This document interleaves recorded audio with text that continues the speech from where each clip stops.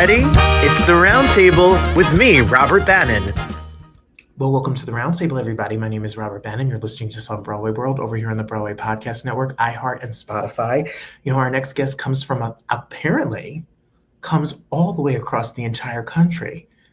Bay Area is, you know, it is true. The coldest summer you will ever have is over there in the Bay Area. And she's also coming to 54 Below. So she's coming, shows galore. There's just shows out here.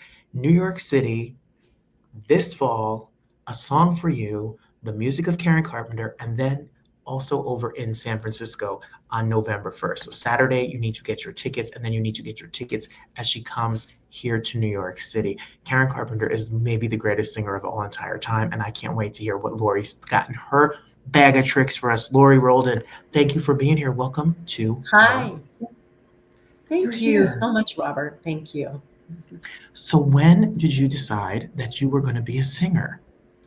Well, that started when I was like 3 years old. I mean, it was so long. I was born to sing, I think. My dad was a clarinet player, and he used to play all of like the 60s, folk music. And I loved the Mamas and the Papas, the Peter, Paul and Mary and all that. But my favorite record at that time that he would put on was the Carpenters. And I learned to sing, and I memorized all of Karen Carpenter's music when I was like little tiny. I mean, I would listen for hours. Yeah. So on my 1970s shag rug. Her music has been with you literally since you were a baby. Yeah. Mm-hmm. So definitely. That makes me wonder, because it's one thing to listen and admire someone. It's one thing to also become a singer. But then you've not only decided to become a singer, you've decided to put on a show in tribute to her, singing her music. So when did this idea come to you? Yes. And it came to me when I have 3 daughters, by the way. I have twins that are 26, and one of them lives in New York, who happens to be in the show in New York. I'm super excited. And then I have a 3rd child who's almost 21. But when my older twins were going off to college, they were inspiring me at that point, and I was starting to think, oh my gosh, I'm going to be an empty nester. My girls, we're all musicians, all singers. And they were auditioning for, their theater and their music auditions. And it was inspiring me, but it really made me think, well, what else do I want to do, in my life, and what legacy, I was thinking more about all of that. And my voice teacher at the time said, why don't you do a one-woman show? You should do something different. I had not done that before. And I thought, well, that sounds like a lot of fun. But if I do that, I want it to be something inspiring, something that meant something. And so he said, well, think about the singers that inspired you growing up, and, all those 60s music that I love, and also Sergio Mendes, all that music, but especially the Carpenters. And Karen Carpenter was my idol. So I told him that, and he said, well, anyway, long story short, basically, I decided that I wanted to make a show, a cabaret that would be with Karen's music, because that was really the music that was really my butter. Like, my heart and soul is her music. It just comes out of me. I knew it all. I know it all. I've known it all for years. So, but, and I also, through my years of doing theater and cabaret myself, I have had several people, I humbly say, mention that I sound a lot like her. And so I just think, well, it's because, I grew up and learned how to sing to all her music. So, anyway, it's a huge honor to have someone say that. And so anyway, as I was starting to put this show together, it takes a long time. This was back in 2017. And I had friends, and I had director friends, as I was putting like read-throughs and like, what am I going to do?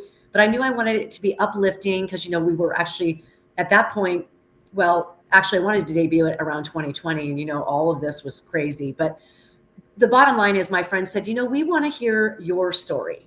And I thought, why? But then again, we all have our stories. And, I have several kind of similarities in my life. I went through some similar things to maybe what Karen has gone through. I can relate to the eating disorder, of course, never to the extreme, but that's basically why I wrote this. And then it became my life story, through the music of Karen Carpenter. And I debuted it in 2021 at the Lesher Center for the Arts in Walnut Creek, California. Well, I say this so humbly that the best cabaret, in my opinion, watching a lot of cabaret and talking to a lot of great cabaret artists and musicians, I don't always love the word cabaret because I think there's a vision that people have about it. Like you're going to come out and sequence and sing all that jazz and then say, when I was in first grade, that kind of, but the best kind of cabaret is when it's personal and vulnerable and the music connects to you so strongly. And for you to not be up there telling the Karen story or impersonating Karen and saying you're a Karen impersonator makes this what really connects to all of us, I'm sure, is why it's been so successful for you. What a beautiful show. Thank you. Thank you. You know what? I guess that's how I realized as I was talking and reading, because I had a Carpenter song that I was like, maybe I'll do an inspirational song to counter that or something. And they go, no, we want to hear your story. So it actually became, this was completely inspired. I know I was always meant to do this. And I really believe that. And because it just comes from my heart and my soul to help, if I can help anyone else by talking about my story, that's what we're here to do. I believe is lift each other up. And through our stories, if we can help someone or inspire someone, that's the best to me, So I've been inspired by seeing the musical Beautiful, the Neil Diamond musical. Oh my gosh. I really got validated actually by those shows because it was like, that's kind of what I'm doing with my show. No, I'm not playing Karen. I'm playing it's me. It's my life. But I do talk a little bit about, my connection to her. And I talk a little bit about, the Carpenters. But it's my story. And through all of the songs, which are story songs, they all have messages. So, yeah. Well, I'm excited. November 11th in New York City and November 1st, if you're out there in San Francisco. So tell us a little bit, it's so funny. When I was living in New Jersey, I used to go get my nails done.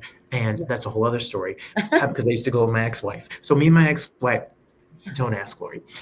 So me and my ex-wife would get our nails done. They only played the Carpenters in this nail salon. And these manicurists would sing, and they were not from here. They were of Asian descent. And it was so funny to me because it made me realize that music is universal. Like you don't have to understand the language, but you could feel it no matter where you're from, no matter your age. So for you, this music elicits such a memory, and it elicits a memory for all of us. So how do you narrow down the song choices to fit within the show? That was hard. I have added, I change a little bit, but I sing all the big hits, and all of them are different. So it really, it just sort of naturally flowed, but I knew that I wanted to sing a song for you, one of my favorites. And and I also knew I wanted to bookend the show with that because it's so personal. It's such a personal story that I'm telling the audience in the beginning, I'm here to sing this for you and for you, which is, for all of us, but this is my song, my story, my message for you in all the music. So I started with that. I got that actually, I think Beautiful bookends their show with her. I loved how she started off on the piano, then she closed on the piano, and it just kind of gave me the idea to do a bookend. But then I start with, then it's Yesterday Once More, because it's when I go back to when I was a little girl. That was probably my favorite, and Top of the World too. But it took a while to do that, it took a while to get the songs in order, but because, it's going with my chronological life story, but it once I started, it just kind of flowed. I already knew the main songs I wanted to do. And depending on the show, that's interesting that you should say about the cabaret, because this is even more than that. It's more than just a tribute, because I'm getting really personal, but it's kind of, I've done the show in theaters where I have two acts. But I've also honed it to be the one act in the cabaret venues. So, yeah. Oh, this is going to be really exciting. I'm excited. If you love Top of the World and, Rainy Days and Sundays, and you like Close to, all the songs that you grew up, Superstar, that and you love, and they're iconically ingrained. If you have a mom like my mom who taught us the Carpenters growing up, This is the show for you. Tell us a little bit about the group that's with you. I mean, your music director, he's Buena Vista Social Club is kind of the rage. So tell me a little bit about. Yeah, he's amazing. He actually was a friend of mine out here, Nick has played the show out here in the Bay Area, San Francisco Bay Area, and we became friends. And actually, he went to high school at the same high school my twin daughters went to, Nicholas Perez. He's amazing, so talented, and not just that, but an amazing man. And he is part-time conducting Buena Vista Social Club. He was the music assistant, and he's just killing it right now. That musical, I got to see it when I was there in May, and I'm so proud of him. But he is my MD. And then I have Mitch Bowers on drums, who's fantastic. He played my debut show in New York. And I've got Magda Kress on bass. And then my wonderful backing singers, which are featured singers as well, are my daughter, Bridget Kinsella, and that's a special story. I'll tell you about that.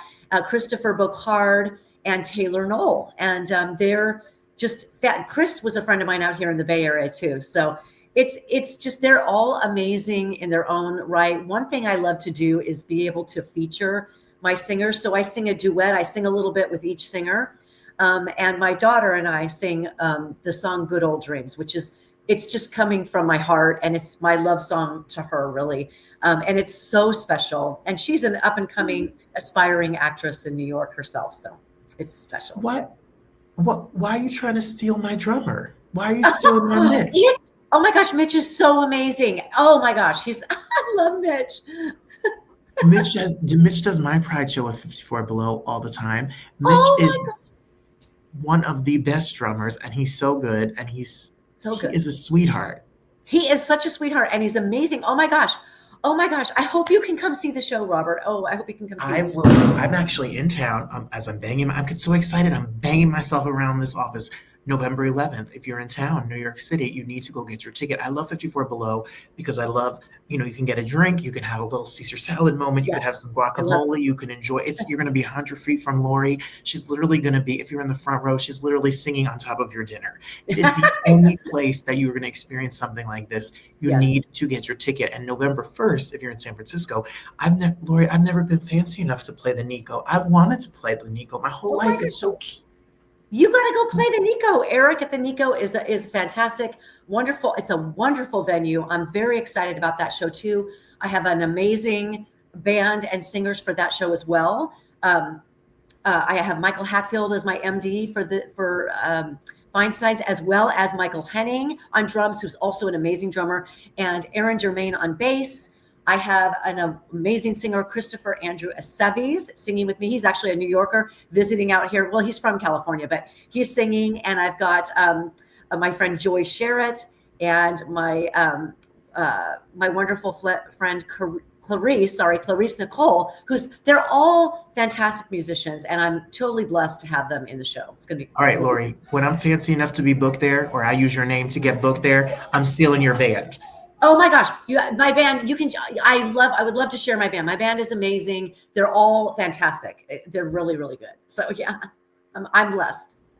All right, tell me about the story about the backup singers. Tell me the story you have to tell me about your daughter and how this all came to be. Oh my gosh. So when I was first writing the show, sorry, my eye is tearing here.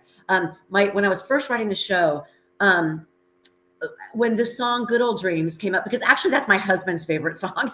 And I was like, what is that song? Because I actually didn't know that one. I don't know why. I mean, I thought I knew all of it, but there's a few ones I guess I didn't. But then when I started listening to it, it just completely goes with my theme, which is, my dreams, the ups and downs of my life, of having a lot of insecurity, of feeling like I wasn't good enough, and not going to New York when I thought I should, all this stuff that happened in my life. And now I'm living out my dream. But I talk about that song automatically made me think of my girls, because the lyrics to it, you're a spark, I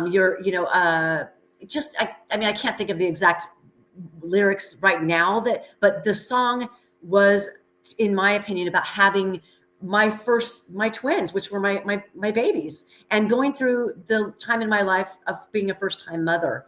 It was just a blessing. So when my other twin, actually Charlotte and Bridget are my twins, she sang it with me first. And it's a wonderful, wonderful moment. In fact, it's just the most touching moment, I think, of the show, really. Oh my goodness. And they're all entertainers. They're all ready to sing. Yes, all my girls are amazing singers and actors. And yeah, when they were little, I always thought, oh my gosh, they're not going to want to be singers because they're constantly listening to me rehearse and all of this. And then they all end up, doing music. So it was like, that was really cool. It is a special blessing to be able to sing with your family, it really is. And I think people will really enjoy that part of the show too, and that connection. I love that so much. I love that you have girls that all want to be singers and you're okay with them joining this crazy business. Well, you know what? It's how it is. If it's a thing and you have that drive, then I'm not holding them back for anything they want to be. I've always told them that they can be anything they want to be. My younger daughter's actually in medical right now, so she's the smart one. Just kidding. But she's a talented dancer, singer, actor. They all are. But my two older ones are in music right now. So yeah, it's special. What I saw is that you being in the Bay Area and San Francisco, and I've seen some of the work you've done for the queer community and LGBT centers and benefits. And Karen Carpenter has kind of become an icon in that way too. Her music has lived. I've seen it done by drag queens. I've seen it done at pride shows. I've seen it done everywhere. And now if you're in San Francisco, of course, the entire community come out and support this show. And the same thing here in New York. Everybody is welcome and yes, free to come on in and hang out with Laurie and sing along and clap along to the music that moved us all, everybody. Yes. Yes. And I just, it's a show for everyone, for all ages. And it's just, it is so my through line of my show is to never give up on your own passions and your purpose, because, we go through life and life is hard, and we go through ups and downs. But I did, I made mistakes like we all do. But my passion is singing. It always has been. And through all the ups and downs at this point in my life has finally been my best part of my life, really, to where I can bring this show and inspire others to never give up and to keep going. And it's never too late, I just read, that's amazing and beautiful. I did not read this when I first read your press release. This is your first show at 54 Below? Yes, this is my very first show. And I'm so honored. And I just come out and see the show. I have been to the venue is amazing. And yes, the Caesar salad is actually my favorite. And so I went there to see Ben Jones and he was amazing. And so I am very blessed to have this is my 54 Below debut. So it's very special to me. It would mean so much if you would come out and see the show. I know you'll be uplifted and inspired. Well, we need to support. We need to go to 54below.org, get your tickets, everybody. Make sure you see the show November 11th, November 1st if you're on the West Coast, over in the Bay Area and San Francisco, and then coming to New York City for the big, giant, brand spanking debut. They're going to have you back all the time, Laurie. Laurie Roldan is going to be there. Thank you so much. Thank you so much. It's also my debut at Feinstein's in San Francisco, so I'm excited about that too. So San Francisco people, come see my Feinstein's debut too. It's amazing. I'm having just the best, amazing time in my life of being so grateful. Laurie, when I force myself a show there, you're going to have to come sing with me. Oh my gosh. We will bring people. Oh yeah, you have to come. Eric, we got to bring Robert there. Laurie's going to come because Laurie's going to sell out. We're going to have a big old party all week long while she does her show. Break legs. Congratulations. It's a big deal. Thank you very, very much. Yes, it is. I'm very honored. Thank you so much. Thank you.